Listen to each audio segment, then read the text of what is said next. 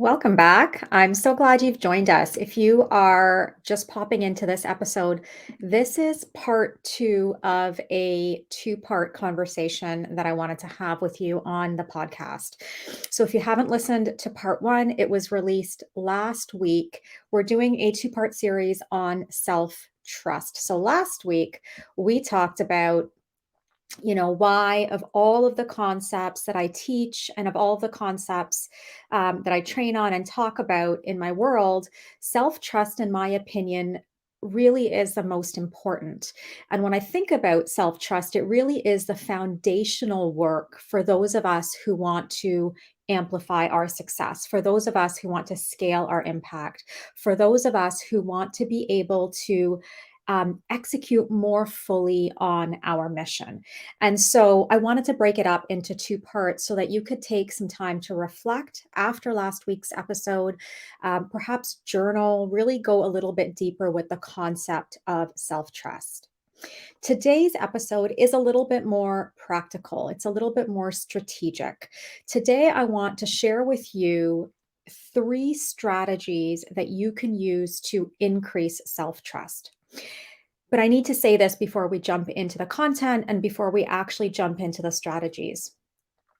What I've come to realize in the work that I do is that while we can absolutely and we should be, I think, strategic around how we are accessing these skills, how we're practicing these skills, how we're integrating these skills into our lives.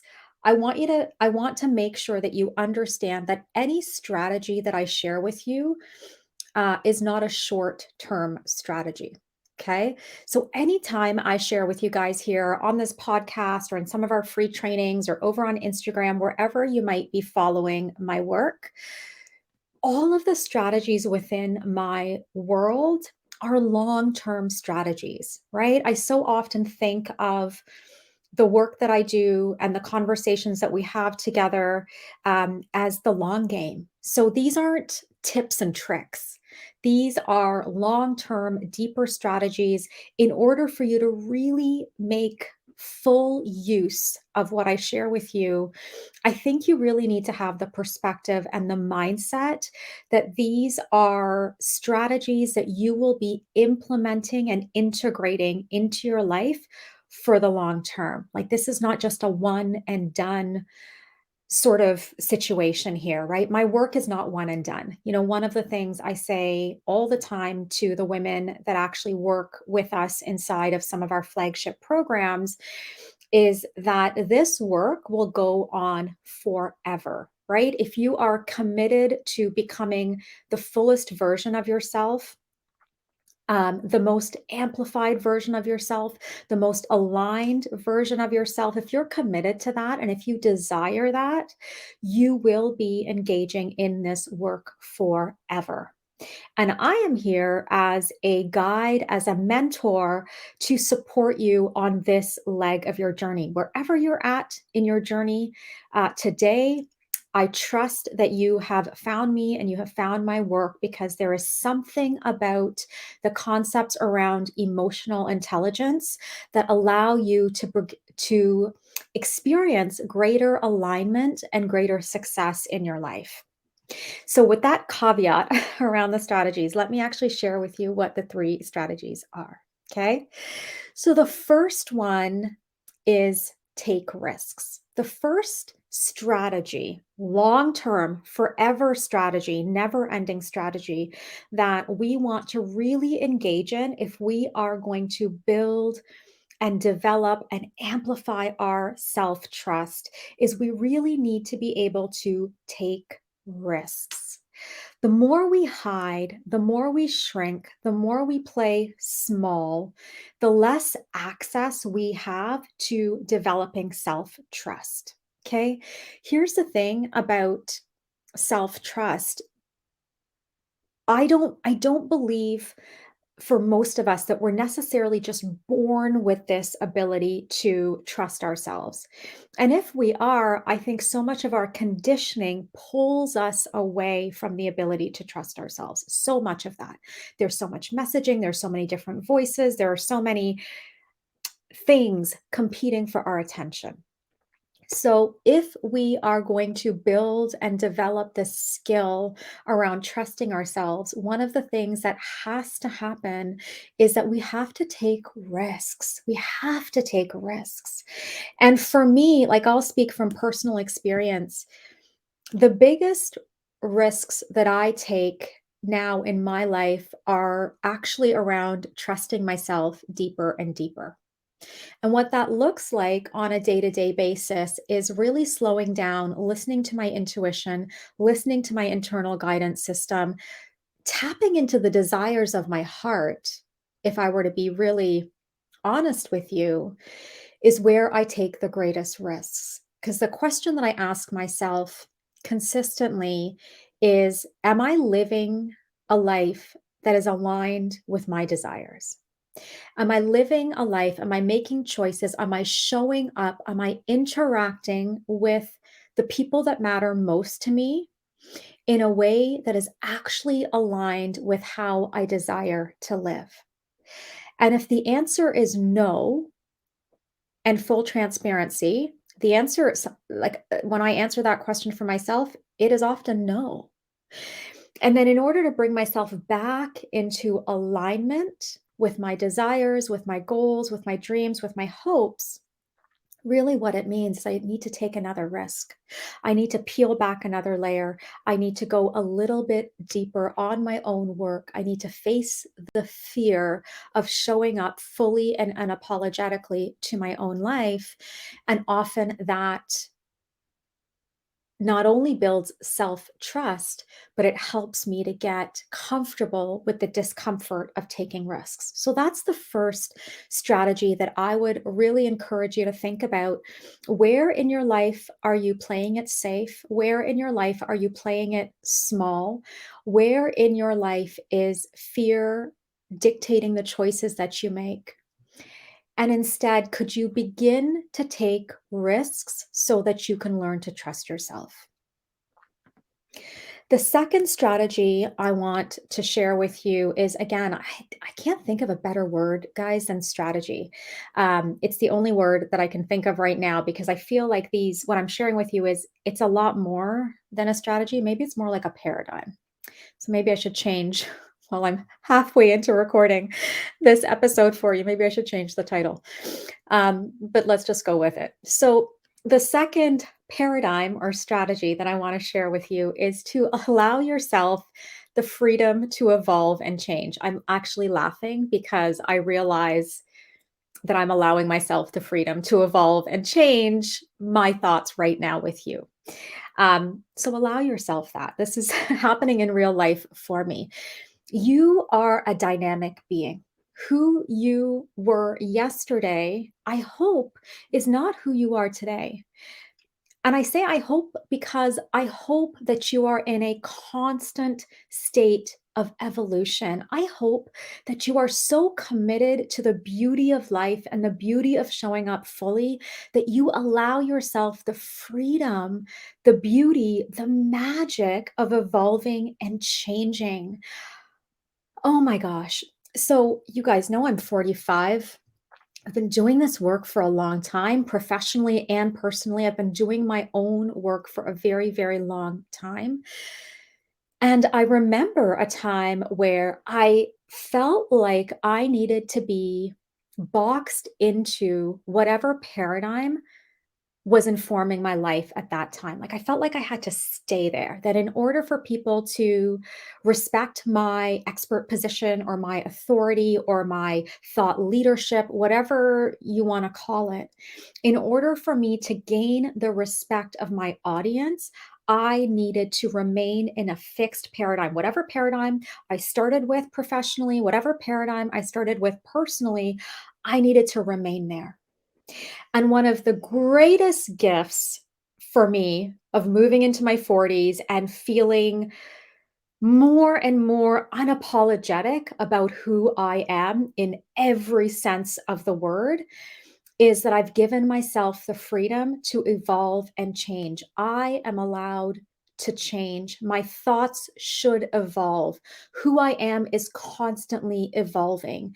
The the teachings that I have, the trainings that I have, the lessons that I have, the voice, the message, all the things are allowed to evolve and change.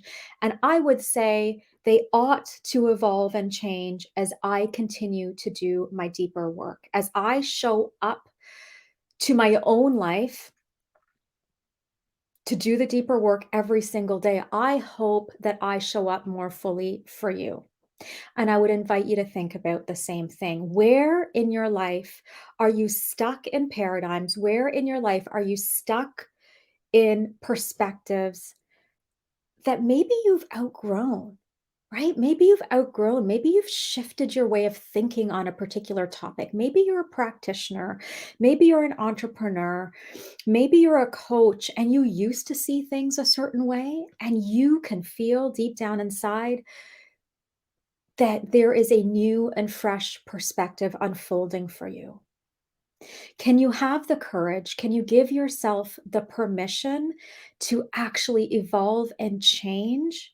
And as you do that internally, can you allow that to be reflected in your messaging? Can you allow that to be reflected in the way that you interact with people? Can you allow that to be reflected in your mission in the world? My third and final strategy or paradigm is one that I have really leaned into in the last, I guess, few years, but I was not leaning in very willingly a few years ago. I'm a lot more willing to lean into this paradigm and this strategy now. In fact, this paradigm and this strategy has unlocked so much clarity for me. This paradigm and strategy that I'm about to share with you has allowed me to have more clarity in my message and my mission. It's allowed me to have more inner confidence, the confidence that doesn't rely on external validation or external circumstances or vanity metrics or, all of those sorts of things. So the third and final paradigm I want to share with you is to own the pace of your own journey. Own the pace of your own journey. It's funny. In some ways, when I think about, I almost feel like I've had two lives or two careers. I know that might sound a bit strange, but I think about the times when I was a psychotherapist. And when I think about my life now, it feels quite different. And I feel like a new iteration of myself. When I was practicing as a psychotherapist and when I was growing and I was scaling and all of those things, when I was in that space, the pace of my journey felt like it was a bit at hyperspeed in some ways. Like my practice grew very, very, very quickly. My private practice, I became full with a wait list very quickly. There was a time where, and I don't recommend this to anybody, I was seeing 6 clients a day, like 6. I had 6, almost full hour sessions per day back to back. Didn't take any breaks, didn't, like could barely eat lunch. That's how packed and I did that Monday to Friday, did that 5 days a week. Now, on top of that, I was all the business stuff and administrative things related to running a business. And oh, by the way, yes, I had a very young child and was really trying to be present for my marriage. I wasn't able to do all of those things very well. But I remember the pace of my journey and the pace of my life felt like it was at hyperspeed, like I was moving from like impact to impact. I was growing, I was scaling, I was all these like crazy opportunities were coming my way so quickly.